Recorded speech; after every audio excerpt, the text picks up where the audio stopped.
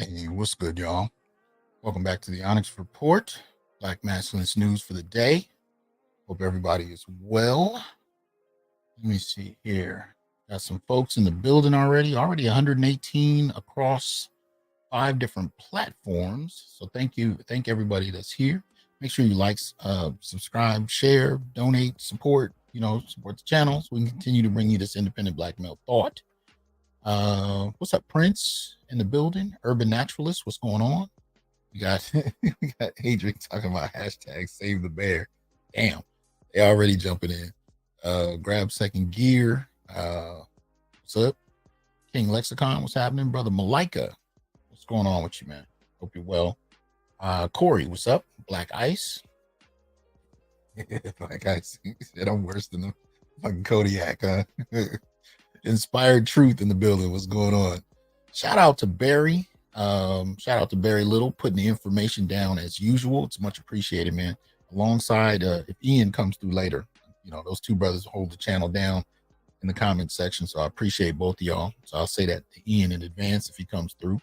Layman's Journal, y'all know the deal. As I always say, support the Layman's Journal channel. Doing some excellent work over there.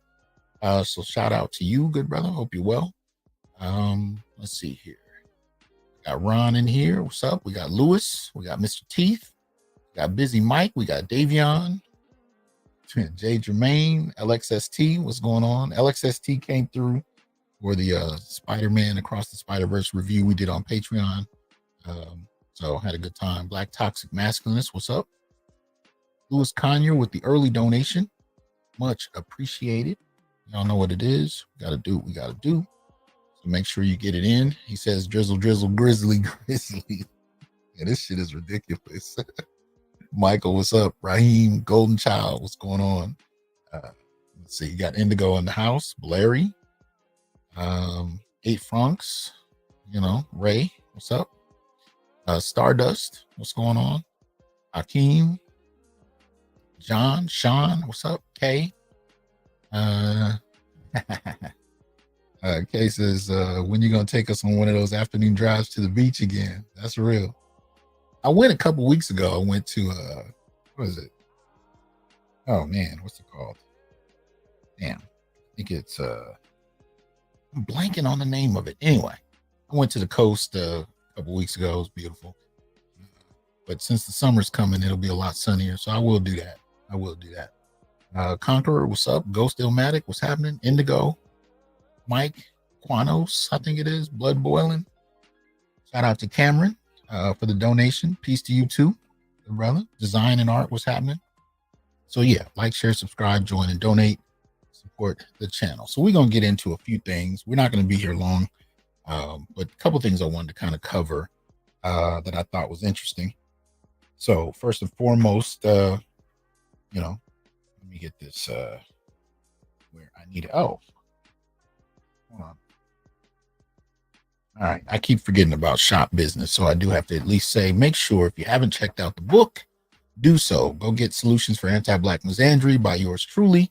Support the book. You can get it on Routledge. You can get it on Amazon, pretty much anywhere you buy books.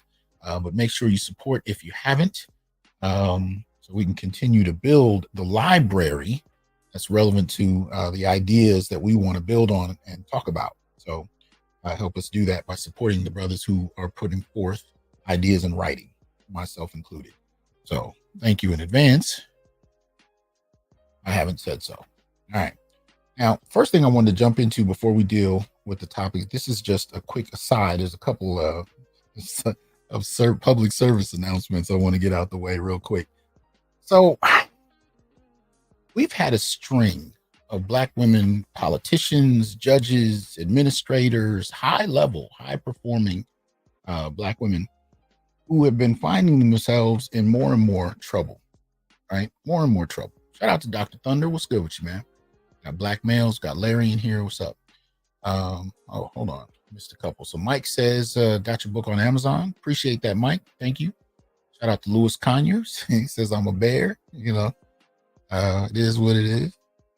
So anyway, we got the number of high profiling women, and we're seeing them acting all kind of out of pocket and just getting caught. And I mean, caught in some of the most embarrassing ways The most egregious has probably been Mayor of Dalton. I think it is Tiffany Henyard. And it looks like she's about to get locked up any day now. They've run a couple of FBI raids on some of her, so it's a mess over in Dalton. But this latest one I thought was interesting, and I wanted to kind of share it because I think whatever's going on, I think we're starting to see some embarrassing moments that are, oh no, that's not the one, my bad, hold on. So I'm little out of it. Here we go. Yeah, there it is. Yeah. So, Department of Justice's Kristen Clark testified she was never arrested. Court records and text messages indicate that she was. This is, and I'm only bringing this up. I haven't even done a full show on these yet, but there have been a list of them that have just really been getting called out and caught red-handed doing some really crazy kind of stuff. And I wanted to kind of cover the latest. I might go back and do a show if y'all want me to on a list of them, but it's been pretty consistent. And I think it's calling into question, how we've engaged and internalized intersectionality as a society, right? We've taken this idea and for the most part, it's been treated as some type of social truth. And the idea is that Black men are martyrs who die, right? That's their value. There's nothing they have to say that's important. Just the fact that they're dying is about as important as white liberals will tend to take Black male life. But Black females, right? Black women are considered the sacrificial leaders, right? They've struggled, they've sacrificed. And so, whatever has been said aloud is considered by Black women is considered, sacrosanct on one level or another. So to see these kinds of public, embarrassing, displays where they're being fired, incarcerated, and there's been a number of incarcerations. It's a statement in some respects where many are beginning to question this kind of shorthand intersectional framework that tells us who to listen to and who not to. Shout out to Barry Little. It says, put some respect on the like button for the good doctor, everyone. So please make sure you do so if you haven't already. Yeah, so it's one of the things we're starting to see more of. Shout out to Dark Power for the Cash App. Appreciate that. But this is what we're dealing with. Some of these kind of displays have really called into question some of the base assumptions about that. And I don't rejoice. I'm not celebrating. I'm not laughing. Well, that's not true. I laughed at a few of them, most particularly Tiffany Henyard. But for the most part, I'm not laughing. This isn't about ridicule. I'm just pointing out that this is happening. I'm pointing out that it's happening, and I'm pointing out that it's starting to gain traction in regard to what people are assuming. See, the idea that intersectionality also puts forth is that, if the historically oppressed finally get to lead, they'll do so in such an honorable way that it'll really begin to correct society, right? So as we're seeing case after case of this in the public media, it's starting to get people to question, for better or for worse. And I'm not celebrating. I'm just pointing it out. So the article reads, before becoming one of the Justice Department's top leaders, Assistant Attorney General Kristen Clark was allegedly involved in a violent domestic dispute, according to court documents, records, and text messages, an incident that ended in her arrest and was ultimately expunged. During her Senate confirmation, Clark specifically denied ever having been arrested for or accused of committing a violent crime, right? Let me see. I might show the video clip of it if I cover all of them. But this time I'm not going to show it, but I will see if we can finally get Snoop back on to give us a walkthrough. Let's see.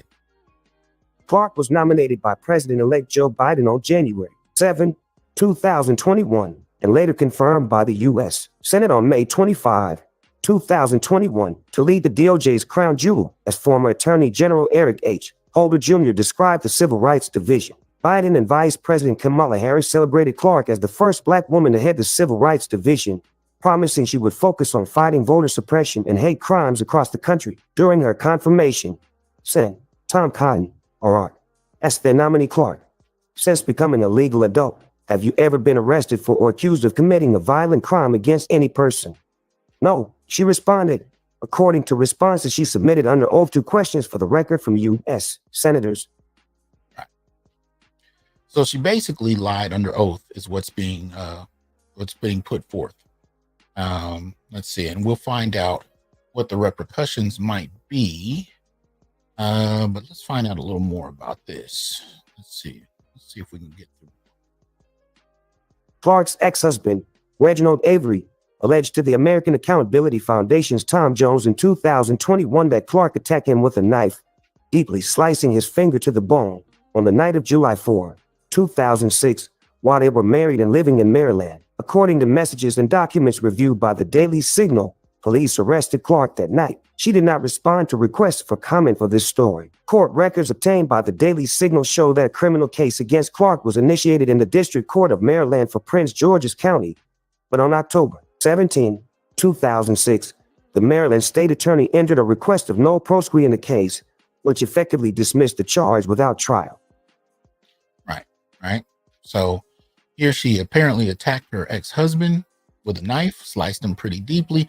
And, even when you hear about these situations, you don't hear about these situations. And there's a number of reasons for that. I mean, on some levels, because black men are kind of viewed as like pit bulls, there's not a lot of empathy when black males are subject to attack, when they're victims of an attack, right? So it's not particularly reviewed or viewed as an issue to the degree it probably needs to be and would be for other demographics.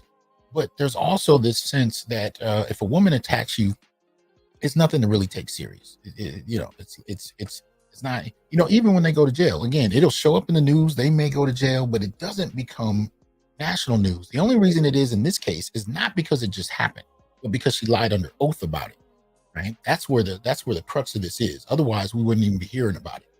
It says approximately a year and a half later, Clark sought an order for expungement, of police and court records in the same case. She tried to get it expunged, right? Let me see. A document obtained by the Daily Signal shows that the district court granted that order in January 2008.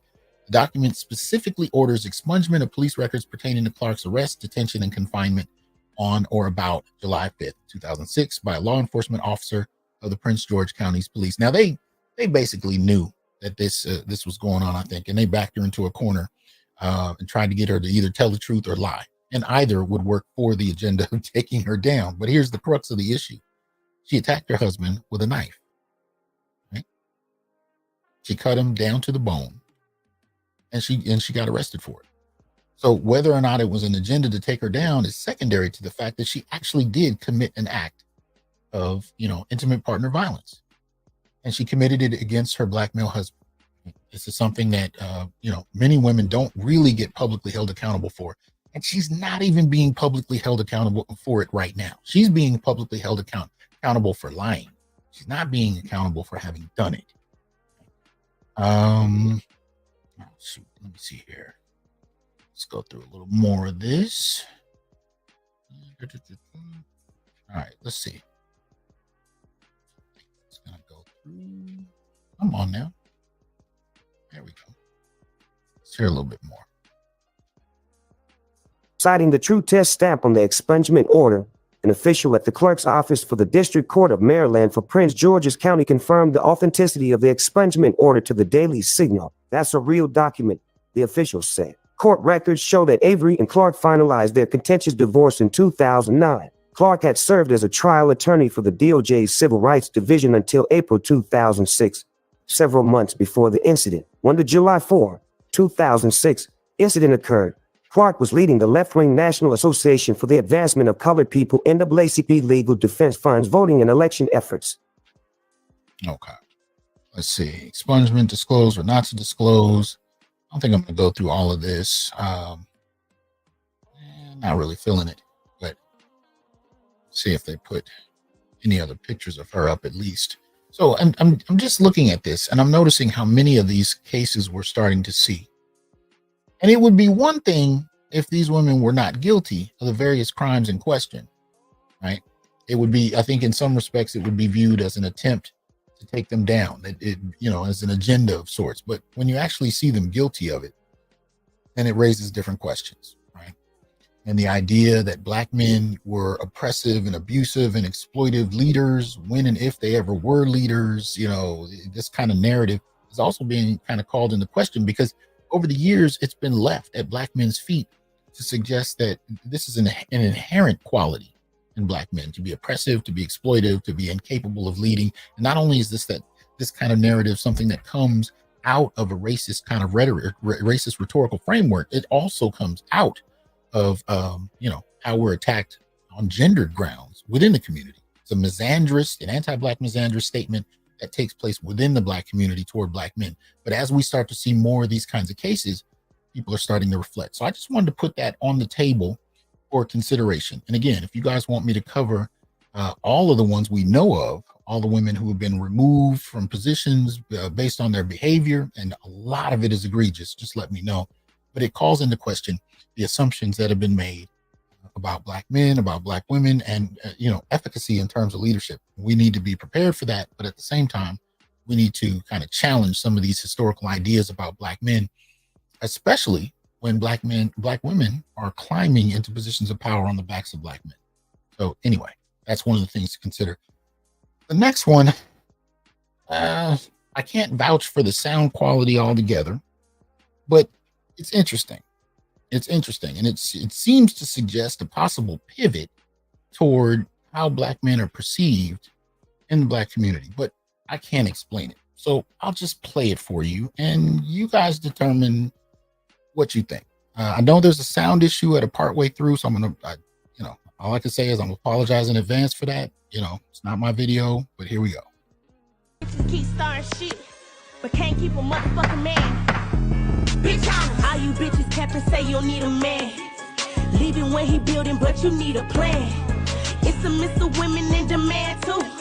I'm nothing like that drama you put your man through. I say I cook, I clean, I fuck, I shut up. I cook, I clean, I fuck, I shut up. I cook, I clean, I fuck, I shut up. It's a mix of women in demand too. When you get some money outside on a nigga, fucking 1, 2, 3, 4, 5 of his niggas. All you bitches cap and say you don't need a man. Leaving when he building, but you need a plan.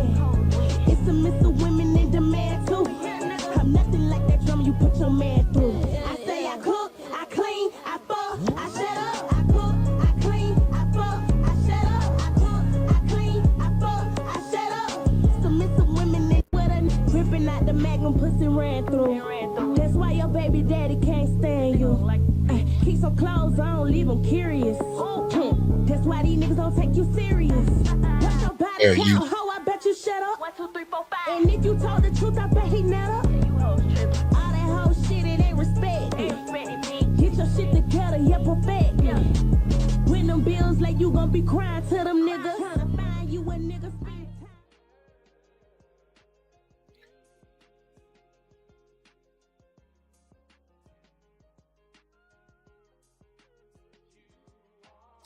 Well, fellas, y'all can lay in the verdict. My verdict on what you think about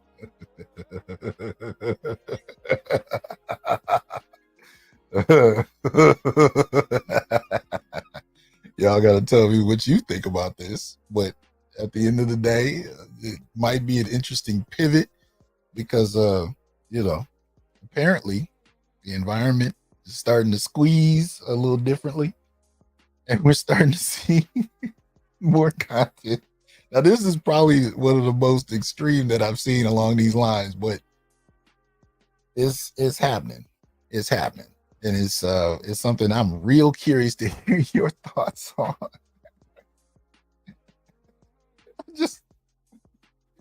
just the last part that always get me. I shut up. Just that's the part that gets me. I don't know.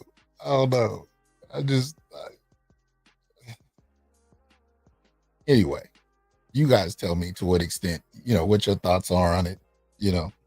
If this becomes some kind of anthem in some circles, I'm curious to know what y'all gonna do. Oh my God. But I was on the floor. I forget. I think BGS sent me this shit. I'm like, what is this? Oh my goodness. Is this gonna work? Is this what's I mean, if it's genuine, I ain't mad about it. I don't have nothing to say about this, man. But this is some of the stuff that's coming out. And I'm curious to see if it's going to be a trend. I mean, at the end of the day, I think it's interesting because you have a demographic who have viewed Black men as a given for generations. They were told, especially, Gen X, especially Gen X, this was really the first major generation that weren't raised to be wives, and they were primarily told that, focus on your career, focus on your education. And as Kevin used to say, every blue moon, you can go get a man off the good man tree when you decide to settle down and get married, right? So that being said, Black women always kind of viewed us as an option that was available when they were ready to take it, right? I think what we're seeing in the last 5 years, right, especially, last 4 years most particularly, especially post-pandemic, right, we started to see that as things began to squeeze, resources became tight, the competition level for men in particular increased, because men are used to sacrificing, men are used to working, men are more apt to spend on women, especially in regard to securing some type of environmental support. Environmental in this sense being, domestic, right? The men are conditioned in many ways to do it at various levels. The problem is many men have not been able to meet the extreme expectations of women, but finding women who are jumping and chomping at the bit to support men versus the vice versa is a different thing. So here we're reaching a point where Black women in particular are starting to find out that other groups of women have identified Black men as viable and worthy of pursuit and worthy of competition. And now a group of women who never thought they should have to compete for the men that they were guaranteed are finding other groups actively competing with them. Actively. So what you have here, to me, is kind of like, and this is, this is not all, but for the most part, it's almost like watching a demographic of women preparing for the Olympics 2 weeks before while competing with groups who've been preparing for years. They've always rode on the idea that Black men were guaranteed. And it comes out of an older historical period where neither Black men or women could date or marry interracially, without threat of, mob violence. But now that's not necessarily the case. And although men and women in the Black community can do it, men are more readily received globally as far as women are concerned. Black women, not so much. Not so much. There are plenty of groups of men that have no problem having sex with Black women, but when you start talking about domesticity, marriage, child rearing, this kind of thing, bringing home to family, you'll find that there's a stark divide between the two. Now, it's usually chalked up to Black women being loyal to Black men, but I've never bought that idea. It has much more to do with agreeability. It has much more to do with ideas about gender and gender performance and gender roles. And for the most part, Black women have kind of led the field, as it were, on being contrary, right? Being independent. White women definitely, started this language, but Black women have been living it and doing it, and they kind of took the ball and ran with it, right? So other groups of men find it more a matter of sport fucking, forgive the language, in regard to chasing Black women in many instances. That's why the marriage rates tend to be very low when it comes to Black women and other groups, most particularly white men, right? If anything, Black men are the primary group that wants Black women. And that's not strange. Every group seems to have that case, but for us, it's most especially true. Black men are the only ones that want Black women. But so they can't really go too many places. Nonetheless, they've still seen us as kind of an inevitable resource that, they can pull whenever they decide to pick it up off the ground when they're ready for it. That's not quite happening the same way.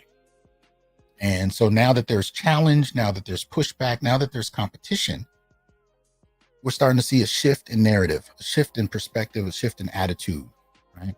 And we'll see where it goes. I'm curious to see how you guys respond to it. Curious to see what you think about it. Yeah.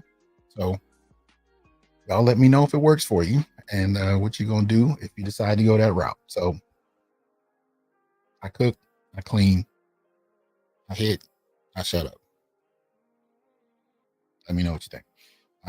Anyway, So we can get to the major topic. And again, this is not going to be a super long show. We're just going to get to it. This whole question about the bear. Now, my son called me about a week ago, and he told me that he had an argument with a group of young women at his college.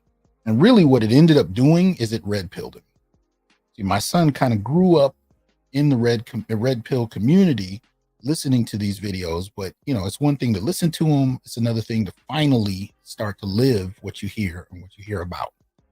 So he was sitting there with a group of friends. They were talking. And then, you know, it was all women.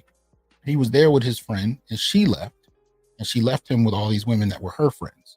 And apparently they brought up this whole question of the bear and what's going on social media, where women are saying that they'd rather be out in the woods with a bear than a man.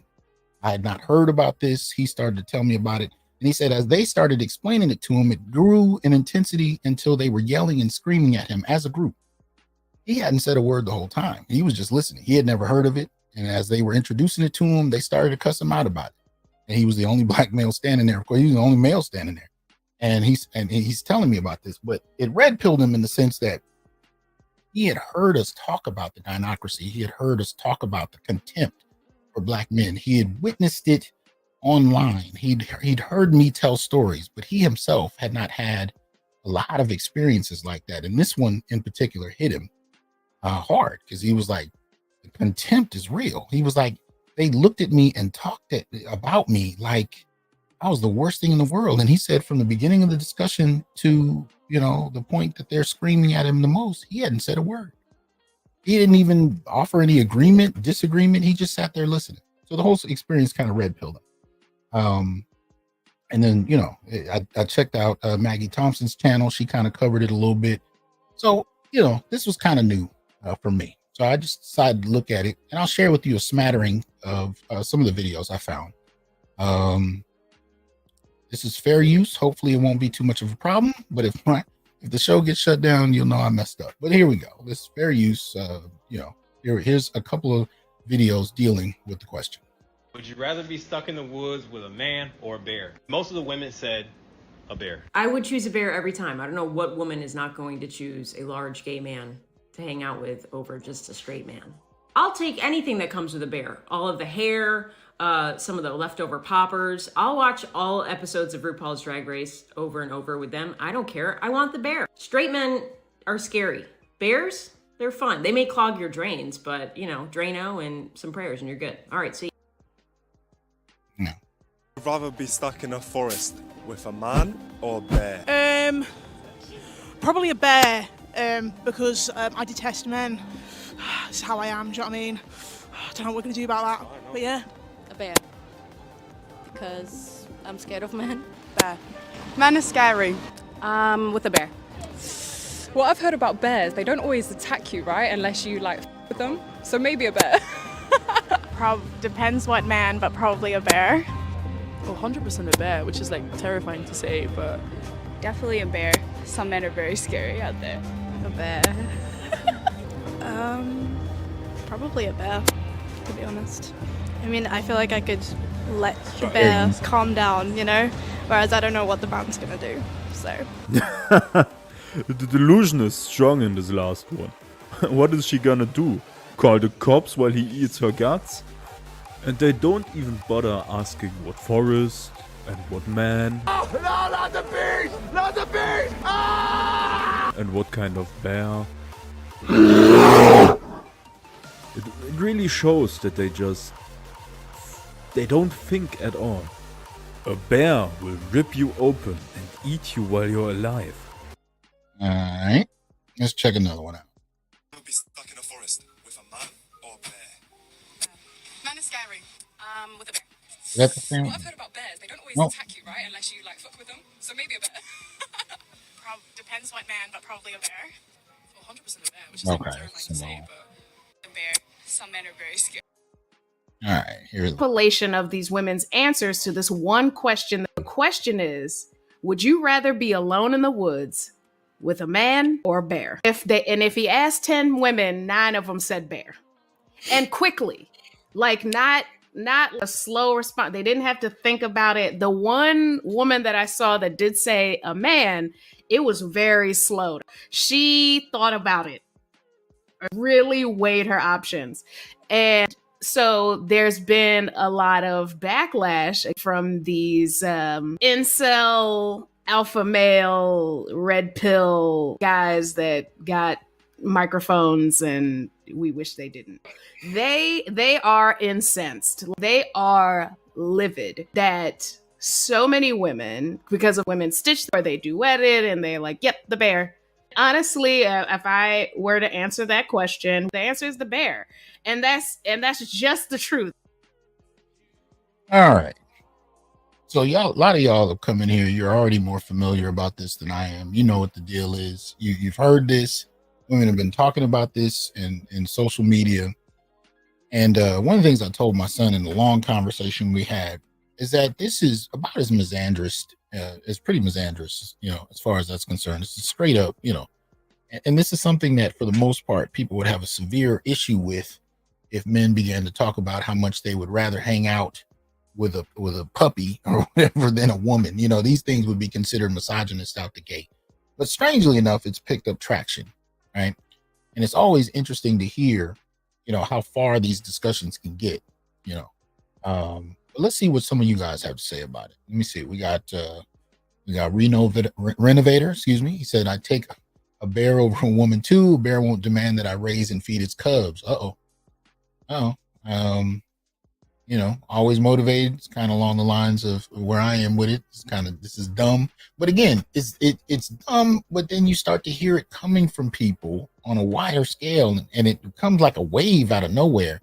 And when you're dealing with, most particularly the youth, you'd be surprised how many people internalize this kind of stuff, and things you don't think will have any traction becomes a part of the lexicon, right? We got UYP Studios says, I bet they won't jump in a bear cage at the zoo. Prodigy, I'd honestly rather be alone with a bear too in the woods. A woman is a liability, right? If aliens land on Earth, suddenly women will get with the aliens. Clark Ilmatic, right? This is ridiculous, but this is the conversation that's happening. And, this is the free misandry that's passed around, right? Which goes with the narrative that men are inherently toxic. Whatever. Indigo drops some words. He says it would have been better if nobody responded to it at all. They say things to be provocative, and it's continued to snowball. I'm hearing it from circles that I'm surprised to hear it come from. And that's one of the only reasons that I brought it up. It was not only because it has traction, but because it's kind of highlighting the kind of social thought coming from feminists, coming from women who've been influenced by feminism and pop culture, and the discussion they're having about the value of men. And this is interesting when you consider how much society still depends on men, right? Despite all of this drama. Growth Talk with Kofa says the bad part is they're serious. Listen to their explanations, right? Justice for Juicy says, let it play out. Then you realize how ridiculous they sound. Always Motivated again says, everything these women are falling for, they will regret. This is the kind of casual, common talk that I think men begin to slowly withdraw from. And it's not announced. Men are not holding up picket signs. They're going back and forth in the comments in some of these channels, but for the most part, men tend to vote with their feet. Shout out to Obsidian. He used to say that all the time, and he's right. Cynical Optimist says there's been a lot more proliferation of pathological neuroses amongst women in particular. Okay? I think it's interesting. It's going hand in hand with the stresses of the economic environment. Let's see here. They're all writing the algorithm, coming from Axiom. Pwims says their responses are emotional and not logical. If they were in a real situation with a bear, they would demand a man to protect them. I think this is the crux of it, right? There's a hypocrisy here. And I've been saying this for years. It because I still find myself in situations where random women that I don't know in public will still look to me to provide protection when a situation jumps off. Right? I've told stories over the years many times about being on a bus or a tram or something when I fly to another city, And, I've seen homeless men get on and they're talking to themselves and sometimes can appear very violent, depending on the person in question. And, I've seen women look at me. I've even had women get up and walk toward me and sit closer to me in hopes that I will get up and protect them from something that happens. Right. So the expectation, the social expectation that men protect men they don't even know will sacrifice their lives to protect them is still there. And yet the ridiculing of men in this whole kind of trope is ridiculous. But the reason I brought this up today is not to really just talk about the whole topic around the bear and the man in the woods. It's really because despite all of this jargon about what women want to do and what they say they want to do, there's a whole nother phenomenon that's starting to gain traction slowly that this channel has been talking about since its inception. Shout out to Jay Will with this super chat. He says, I say we test that theory and lock them in a room with a polar bear and let's see how it plays out. And this is ridiculous. This is absolutely ridiculous. It's what's happening. So here we go. So this is the article that I wanted to cover today, right? Daily Mail. Cougars in the classroom, the alarming rate of teachers charged with raping young boys in America. Last year, dozens of teachers faced sex crimes charges involving students. The crimes have happened in 16 states, stretching from California to New York. Many of these predatory teachers are married with their own children. Now, we've been covering these cases for years, mostly on a case-by-case basis. But there are a number of them that are kind of captured in this particular article. And I was surprised they gave it so much attention. It really was. I was surprised they released something that had this much attention. So I thought it'd be good. We kind of go through it. It is pretty long because they cover a number of women. And I'm not going to go through the whole thing. Shout out to Ian for the Cash App. But let's listen to a few of these. Dozens of female teachers have been arrested this year across the nation for sex crimes involving students as the seeming number of cougars in the classroom continues to grow. A long line of female teachers allegedly involved with youngsters across the country dominates headlines. Daily Mail.com discovered that 25 female teachers had been arrested in 16 states in only the last 12 months, and it is feared to be merely the tip of the iceberg as there appears to be no centralized data collection to track this disturbing trend. All right. Now, the interesting thing about this is, obviously, these are women who are in positions of authority, right? And in many ways, what they're doing to these young men and boys, even young men who may be bigger and stronger than they are, depending on the age in question, they can be manipulated. And they can be manipulated pretty easily. Put it this way. If you ever had a girlfriend your age or older who manipulated you, ran you in circles, had you frustrated, pissed off, whatever else, imagine how much more a woman 30 years older than you can do, right? 25 years older than you. Shout out to Greg for the Cash App. 20 years older. How much more can a grown woman do to a boy who has very little experience with females at all? That's still trying to figure out females his own age. What can she do? Now, the age range might be the same as the women you're dating now. What can she do to a boy emotionally? We have this idea that just because, older women want to have sex with younger boys, that they're getting some, and this is great. None of these boys experience trauma. But we've talked on this channel about Dr. Tommy Curry's paper, She Touched Me. We've looked at the paper. We've talked about how and Dr. Ebony Utley as well, Tommy Curry and Ebony Utley. We talked about the paper. They interviewed men who had been violated by older women, and they found at first that Black boys had the youngest age of sexual debut, meaning they lost their virginity at a younger age. And on top of that, more often than not, it was with an older girl or a woman, right? And this is pretty standard. This is kind of across the board as far as, calculating Black males in general. But to the extent that you have young males who've actually been violated, many of them experience the same types of trauma that young girls do when they're violated by grown men. They needed psychological care. Some of them needed institutionalization. And that institutionalization with young boys who are not identified as victims of sexual assault can also come about later on in terms of acting out, meaning they can end up in prison behind traumas that would have normally sent girls into therapy younger because they're identified as victims due to sexual assault. Boys, not so much, and most particularly Black boys, right? But these kind of cases to me are often very much about dominance and control because many of these women are married. they're in relationships, long-term relationships with kids, right? And they're having sex with boys who in no way can push back in any serious way. But again, the types of violations that are taking place are not necessarily a physical threat, right? These women are not known for pulling weapons and forcing boys into that. It's much more emotionally manipulative, which tends to fall off our societal radar to a greater degree. That means that my suspicion is that they're able to get away with it more. But let's continue to go through the article here. So this particular one, it says, in the last month, married New Jersey teacher Jessica Sawicki, 37, was arrested after cops found her half naked in the backseat of a teen's car at a wildlife center. The mother of two allegedly admitted to police she and the student had unprotected sex at least 5 times. In Nebraska, 45-year-old Aaron Ward was arrested after being caught naked in the backseat with a teen boy. The substitute teacher is married to a Department of Defense official and was quickly arrested at the scene by police. You can see some of them right there. Right. So at the top, we got Jessica Sawicki, 37. At the bottom, Aaron Ward, 45. Right. Omaha, Nebraska. Mom of 3, caught naked in a car with a teenage student, allegedly confessed to having sex with a 17-year-old. Now, I've had women, when I do these articles, that say, well, 17 is not, well, by law, statutory. That's what it is.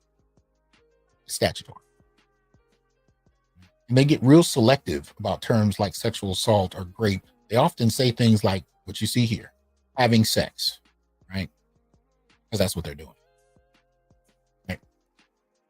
45-year-old male teacher, 17-year-old female student. Are they having sex or is it great? How is it characterized? 45-year-old male teacher, 13-year-old female student. Is it still great? Or are they just having sex? How does that work? Right? These kind of subtle shifts in how we talk about sexual assault, right? Even in its interpretation. And that doesn't have anything to do with the sentencing differential between men and women. I mean, we already know that there's about a 68% difference. Women, men are sentenced 68% to a greater degree than women for committing the same crime. So that's already in place. But when you start playing with the language in these news reports, it exacerbates those differences. So here we go. Buckeye teacher arrested, accused of abusing 15-year-old. Right? There we go. Buckeye police arrested 23-year-old former teacher, athletic coach, accused of sex crimes involving the student. Many of the accused female teachers charged in the last year are married, and one was even named Teacher of the Year. I bet she was. Let's see. I don't know what it is. Go ahead and help me out, Snoop.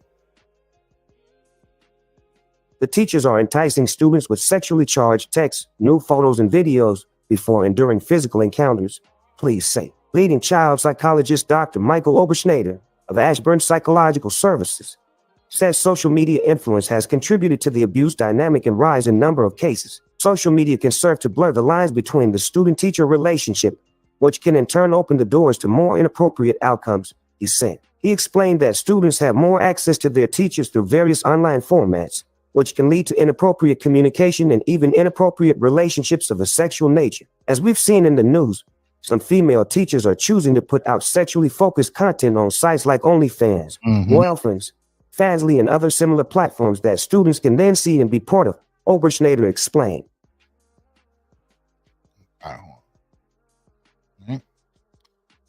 Let's see. Let's get a little of this in here. He said even Instagram and other social media platforms allow students to see and to possibly interact with their teacher in more personal or intimate ways. Another contributing factor is the 24-hour news cycle as more of these cases are being reported, Oberschneider said. In his estimation, 80% of teachers who abuse students are still predominantly male. He explained the research shows males are more opportunistic, more predatory, and more aggressive, with the motivation being focused on sex. While female teachers tend to be motivated, it seems, to abuse their students in different ways and for different reasons. It often revolves around emotional conflict, unmet intimacy needs, personal issues, loneliness, and feelings of isolation. Okay. Castlevania Kid says, me and my sister was just talking about, or talking to about the teacher with boys in elementary school. Thank you for speaking on this, Dr. Only You, Tommy Sotomayor, and Father Lives Matter. I see talking about it. Oh, well, appreciate it. Yeah, we have to, right? The thing I find interesting about this is this particular sentence here.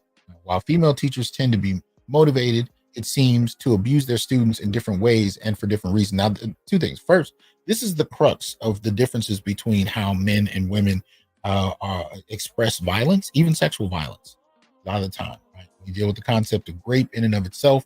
One of the reasons that male victimization has been ignored for so long was because the very definition of rape didn't really include men. Right? The early definitions were solely about what happened to black women. To women's bodies. So the definition inherently couldn't apply to men. And it's only in about 2012 that the FBI began to shift the definition of rape to include male cases. And once that took place, what they had to do was actually study the way men and women commit these acts differently. Not only in terms of how it presents, how they implement it, and what happens afterwards, even in some cases, right? So the differences in how they commit it. So this whole question of how men and women act in regard to violence and even sexual violence is also predicated on the styles they use to express it. And many of women's styles of aggression, sexual aggression included, were not traditionally characterized as rape, right? Not in the traditional sense. Our definition of it really comes out of the old media, old Lifetime movies, hell, movies going back to the 70s, right? Where you had a guy chasing a woman down an alley with a knife, and we all learned to process that as rape. We didn't learn to process other things in similar fashion in regard, especially to how women act. We only learned how to process it through cases we've seen about how men act. And this allowed women to operate without the same level of scrutiny, right? I think that's contributing to why you have so many of these cases where women seem to be doing this with very little pushback. And I think they were doing it in many respects because they thought they could get away with it.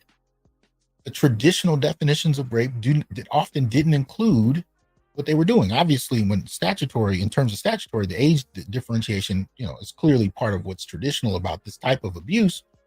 But for the most part, people are not going around looking at women teachers when they consider what may violate a student's, health and safety in regard to sexual acts. Most people are not walking through schools looking for women. They're looking for men. They're looking for men. They're looking for male teachers, and they will double down on how he interacts. What does he look at when she turns around? What subjects does he talk about? What examples does he give in his lectures? How does he interact? Does he shake hands? Does he give hugs? All of that is hyper scrutinized, and men in general experience this in the general population, right? You get on a plane, if there's a young girl or a child, flying by herself for one reason or another, stewardesses might not even place them next to you because of the threat of what a man may do. Now they'll put them next to a woman all day. And there's never a moment of reflection about whether or not this young girl may be violated by the woman that they've been sat next to. That's not how we process.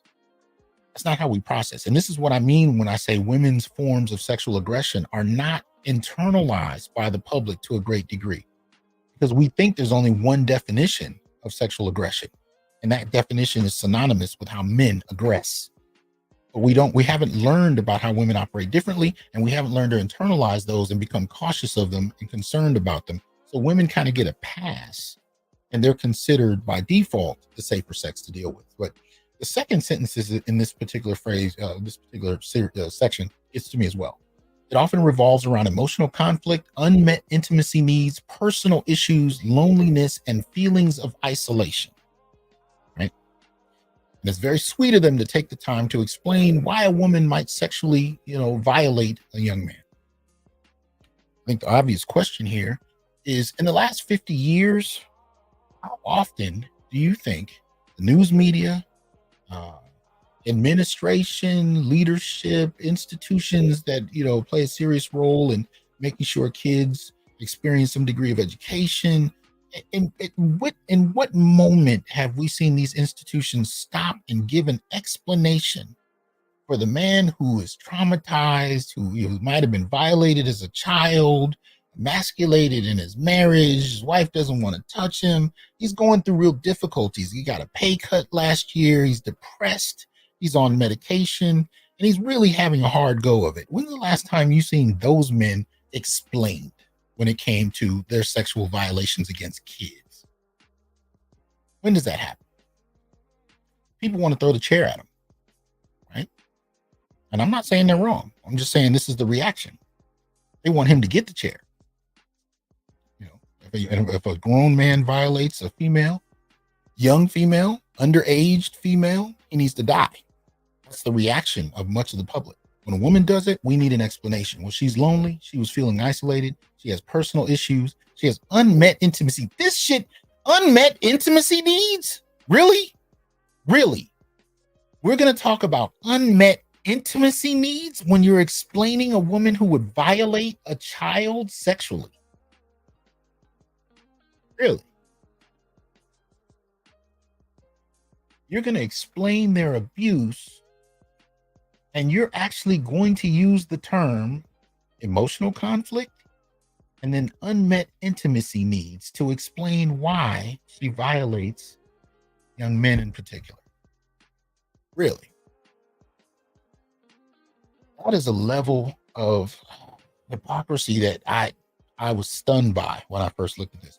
Shout out to Ghetto User. Says society cannot accept that women are predators. Look at the psychologist in this article. And shout out to Salty Balls. I hope you're well. Gifted 10 Dr. T. Hasan Johnson memberships. Thank you for that, man. Thank you for that.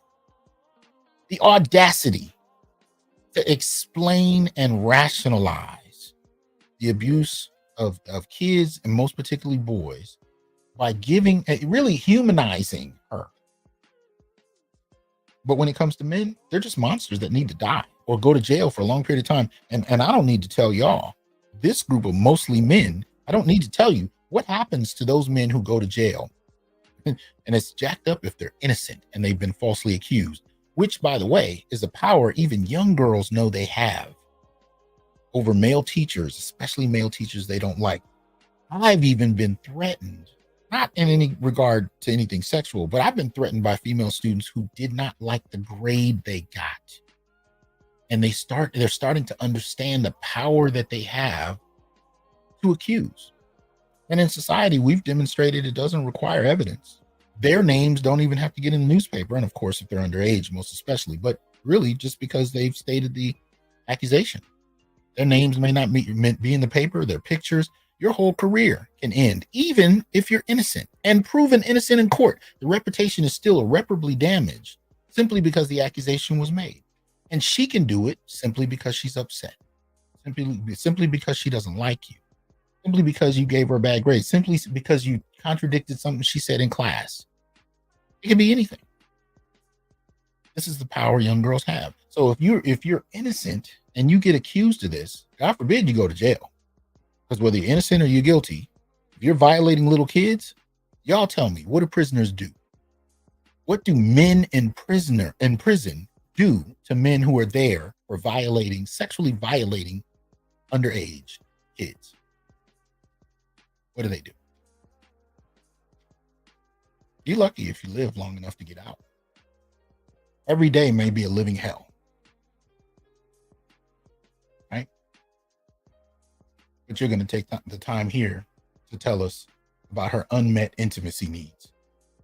Anyway, Missouri math teacher Haley Clifton Carmack, 26, faces several charges, including sexual contact, child molestation, statutory rape, or rape. I'm horrible with this, and endangering the welfare of a child. Right? Here we go. Got another one. Heather Hare, a teacher at Bryant High School, was charged with sexual assault in the first degree after recent allegations of sexual misconduct surfaced with a student. Here we go. All right. Uh-oh. All right. Let's crash real quick. Put it back up.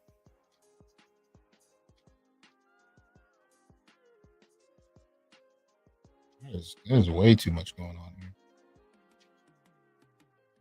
All right. Let me get back to where I was. All right. You got Emma Delaney Hancock, 26, former substitute teacher at Wellston High School in Oklahoma, had an alleged sexual relationship, really big sexual relationship. See that? She had a sexual relationship. They actually took the time to create this article and tell us she had a sexual relationship. She didn't violate anybody. She didn't rape them. She didn't assault them. She just had a sexual relationship. But let one of you be a teacher and deal with a female student at 15 and you tell me how they would describe that. Anyway. All right. So had an alleged sexual relationship with a 15-year-old boy whose father is Wellston Mayor Paul Whitner. And Hancock's husband is the Wellston police chief. God damn it.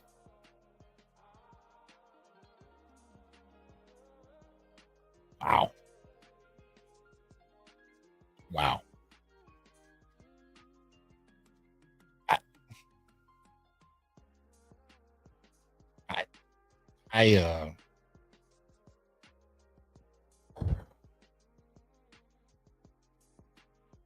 Wow.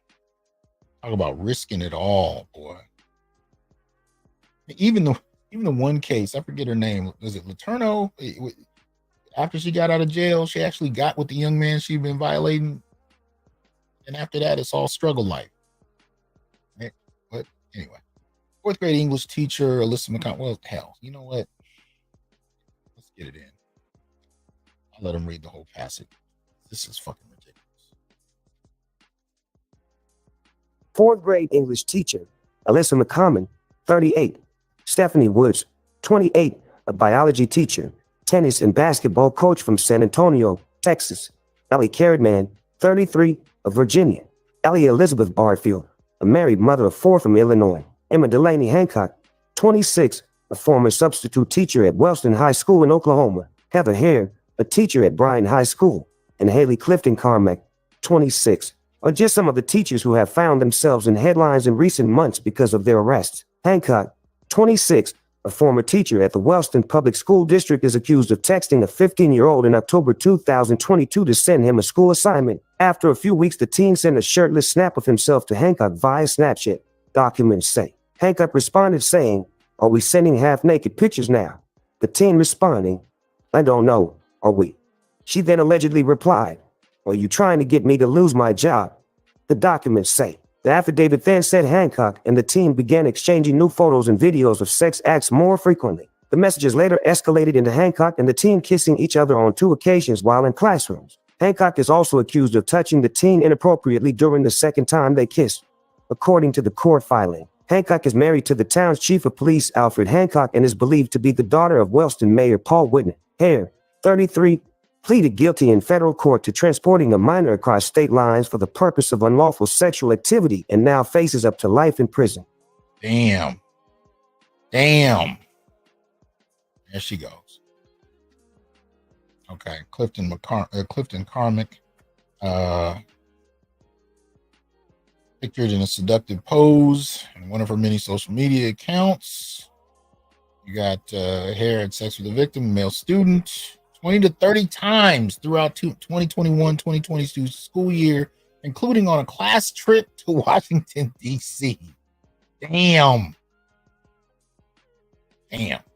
She got away with it so much. She basically had a boyfriend. Not a 1 or 2 time occasional kind of thing. She had a boyfriend. 20 to 30 times in 1 year and on a class trip. And there Hancock is, a prominent member in the community, and is married to the chief of police, Alfred Hancock. Imagine how you feel you found out your wife was screwing stuff. Anyway, damn. But yeah, they hit her with sex trafficking, right? Over state lines. Let's see what else happened here. Let's go there. Hare had sex with the victim, a male student at Bryan High School in Arkansas, 20 to 30 times throughout the 2021-2022 school year, including on a class trip to Washington, D.C. Before her arrest and resignation from the high school in April of last year, Hare was cherished by her students. They even recorded a farewell video when her class was temporarily halted during the pandemic. Clifton Carmack, 26, from Waynesville, near St. Louis, was arrested by the Garden Ridge Police Department on accusations of having a relationship with a 16-year-old high school student. The sexual assaults are alleged to have taken place in Missouri's Pulaski County, about 800 miles away from where she was apprehended by cops. In a further twist to the case, the teenage boy's father has also been charged with endangering the welfare of the child after it was claimed he knew that his son was in a relationship with the educator. Court documents state that the teen and teacher had sex during school and used other students as lookouts. In Tennessee, 38-year-old Alyssa McCommon, a fourth grade teacher. Wait a minute. So let me understand this. If I'm reversing the genders. You have a male teacher who is having sex with an underage student and using other students to serve as lookouts. Wow.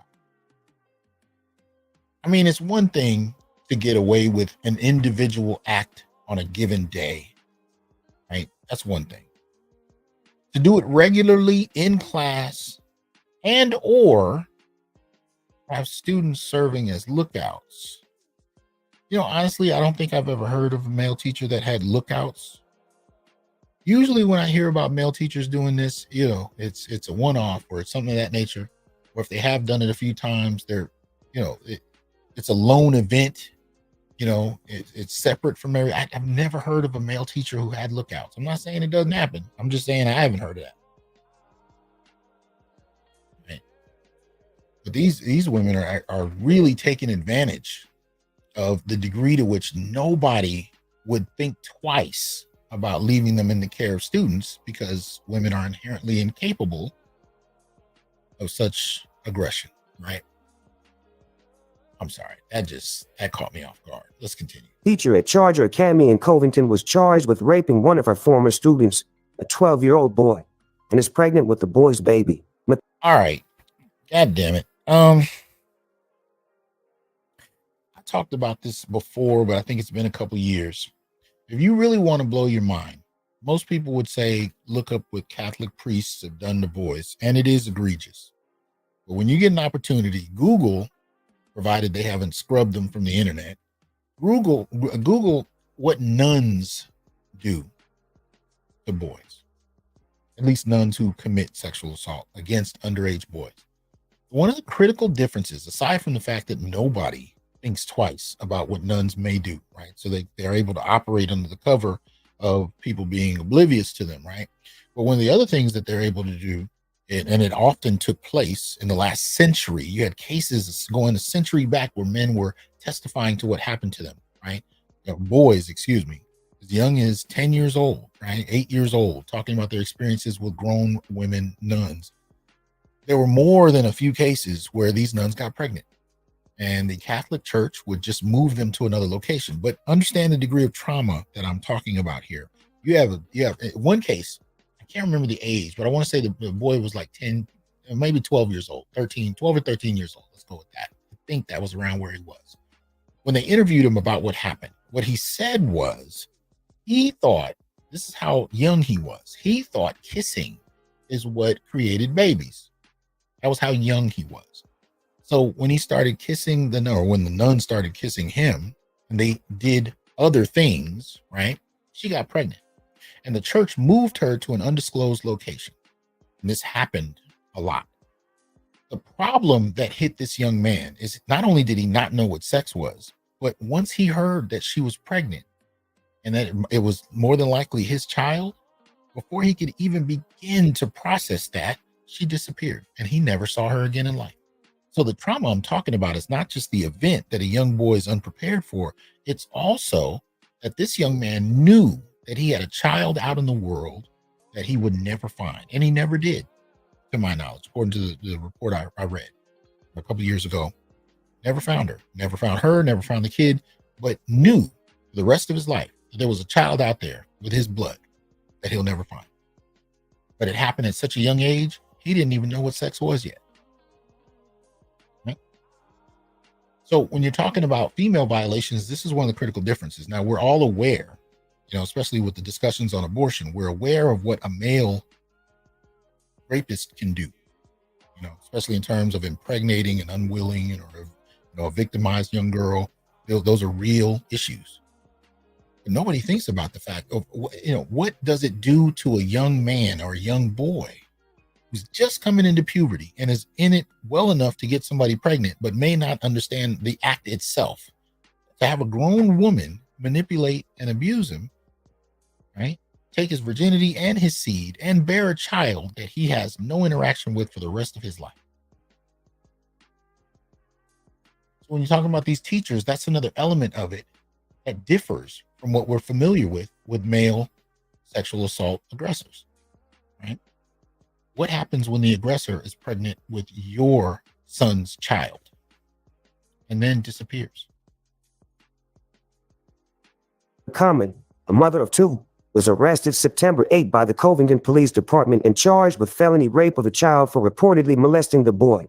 Tipton County General Sessions Court records show detectives found 21 possible victims linked to McCommon. In March, she pleaded not guilty to 23 new sex charges. Hold on.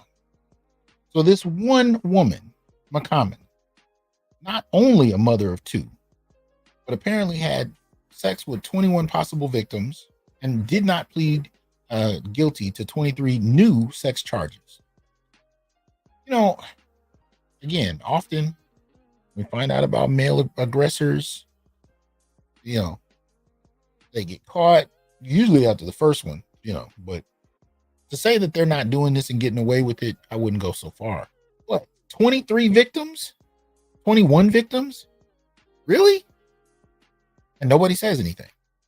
I've worked in schools going back 25 odd years, if not 30. I'm telling you, if there's anything suspicious going on, other women, administrators, teachers, they start buzzing about it. If you stand too close to a student for longer than a minute, you'd be surprised how quickly a grown woman will identify it and alert someone at the possibility that you might be somebody who would violate a child. But she can have sex with 21 different students and nobody even suspects that this is a problem. This is what I mean. We do not know how to hold women accountable for their acts of evil. You don't know how to do it. The charges are related to 5 of those victims, who range in age from 12 to 17. In Arizona, 3 teachers from the same town, Alyssa Todd, Jessica Kramer, and Diana Purvu, were charged with committing crimes against students. Okay. Let's continue on. Let's hear a few more. See what else they have to say about it. Todd, 23, was arrested for inappropriate contact between her and a student, making her the second teacher in 7 months to be arrested for a sex crime at Odyssey Institute for Advanced and International Studies High School in Buckeye. In mid-September, 42-year-old teacher Kramer was accused of having an inappropriate relationship with a 17-year-old male student at the same school. And in October, a 23-year-old female teaching assistant, Purvu, was accused of having inappropriate contact with a 13-year-old student at a nearby Buckeye Middle School. Imagine schools. Real quick, shout out to UYP Studio. He says, heard a girl tell a story about a threesome she had with a guy and his mom. Mothers can definitely be sick, and the girl wasn't really tripping about it either. Wow. Anyway, going back to this. There you go. One of them got a devilish smile, boy. In Arizona, 3 teachers from the same town. There we go. Jessica Kramer on the right, Alyssa Todd on the left. Diana Purvu were charged with committing crimes against students.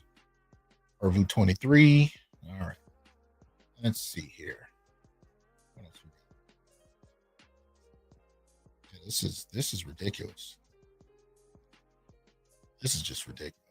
The constant string of teachers and headlines has left many educators frustrated with the epidemic. Lexi, 23, a teacher from Long Island, feels these predatory teachers give new teachers, like she is to the field, a bad reputation. It's extremely disturbing and disheartening to see all of these cases of young teachers abusing their power and taking advantage of young students, she told Daily Mail.com. As teachers, we go into it with full hearts, ready to help students and get them ready for their future. You spend the entire day with them, and for a whole year, you truly get to know these students, and I could never imagine someone going into teaching with the intention of hurting and abusing these students. But a 53-year-old teacher that has been working in the New York City school district for more than a decade said it's so unimaginable with the age gaps and chalks it up as people not considered normal. I really don't think they give other teachers a bad name because it is so over the top, the unnamed educators said. Business Insider's Matt Drange revealed in a recent report about the epidemic of teacher relationships many of the sordid details, including emoji-filled text messages,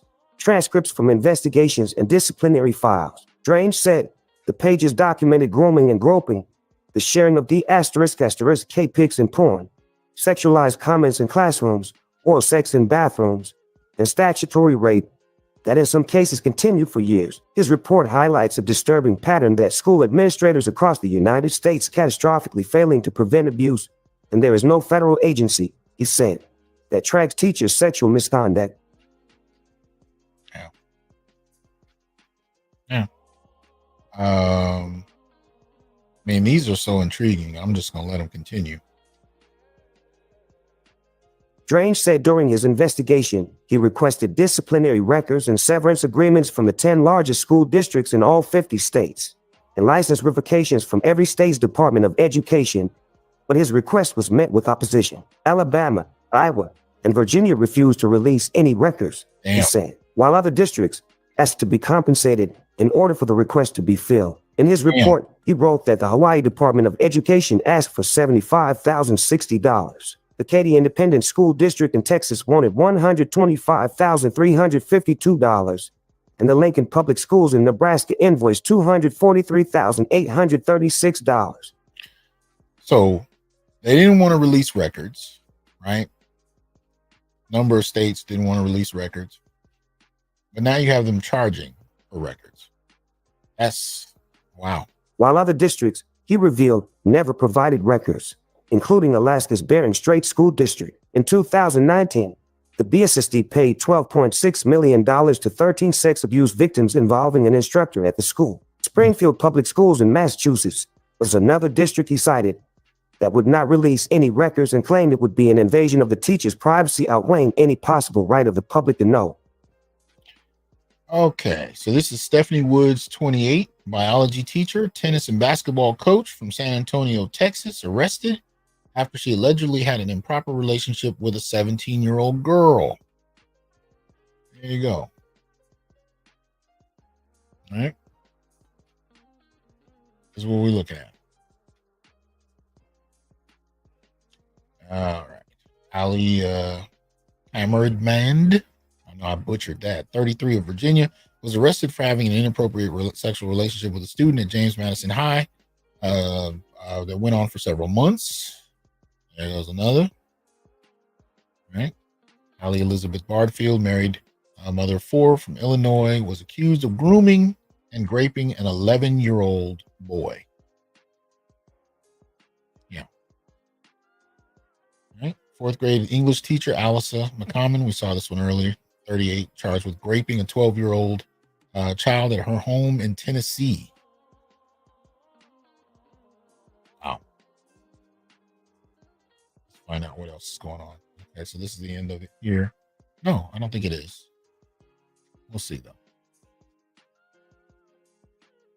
Between 2017 and 2022, at least 1,895 teachers have had unfavorable action taken against their credentials by state education licensing boards for sexual misconduct and inappropriate relationships that may not be of a sexual nature, according to the nonprofit National Association of State Directors of Teacher Education and Certification.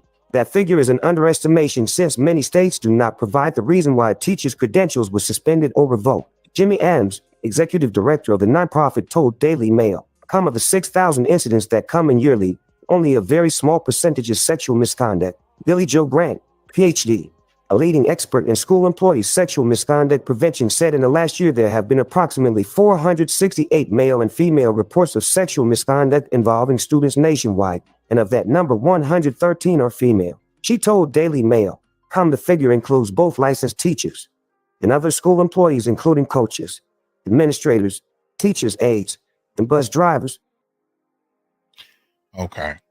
I didn't even think about bus drivers, teachers' aides either. Administrators, I wouldn't. Well, yeah, I won't admit. They didn't come to mind. Coaches, yeah, but this is interesting when you think about it. Beyond teachers, coaches, administrators, teachers' aides, and bus drivers, they have a comma at the end. Maybe they meant to leave a period. I think that's the end of the article. But this is what we're looking at. Now, we do know that according to the data, male teachers are said to commit these acts to a greater degree than female teachers. However, one of the interesting things, if you look through the child maltreatment report of 2022, you'll find that when it comes to homicide, right, of children, that more often than not, it tends to happen with women, either as the parent, which is the dominant model, or as somebody who's responsible for children. It could be from a daycare, it could be a teacher, it could be a mentor.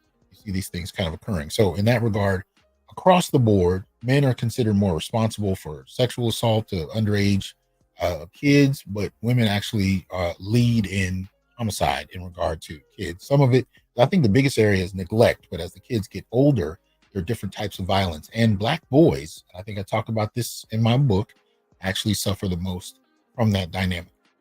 But I do think these cases are overlooked because we're not trained and wired to see them, to look for them. We don't even think that they're a possibility.